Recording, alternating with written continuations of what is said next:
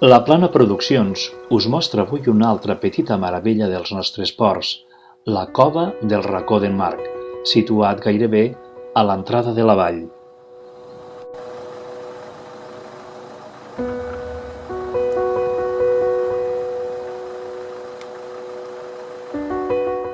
Abans d'arribar al Racó dels Capellans i a mà dreta, trobem un pont de fusta i uns cartells indicadors que ens portaran al Racó d'en Marc en 20 minuts.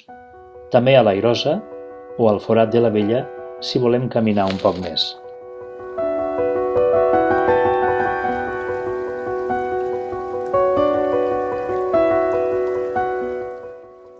Travessem el barranc de la Galera i també la conducció d'aigua cap al Mas de Barberans, procedent de la Font del Bosc, uns quilòmetres més amunt.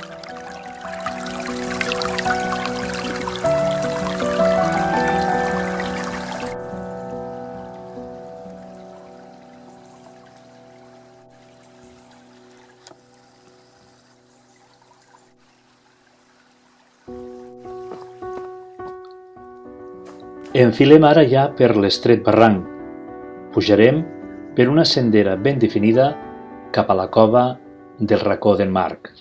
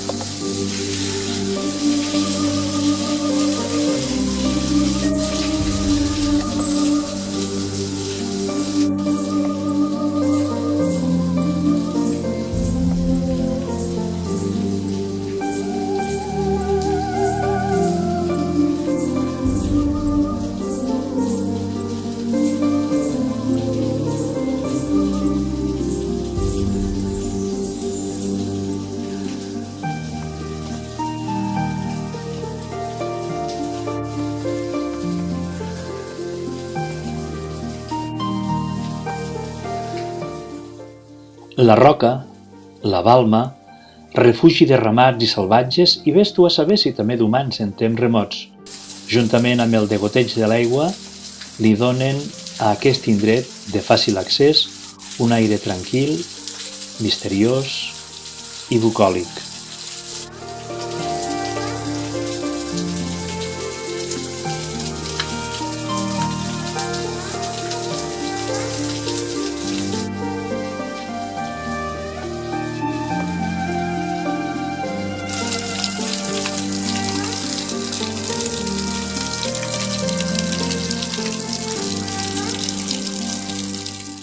Abandonem el Racó d'en Marc per tornar a baixar el barranquet amb la vista al nostre davant de l'imponent Pany de la Joca, al que li hem de dedicar també un capítol a banda properament.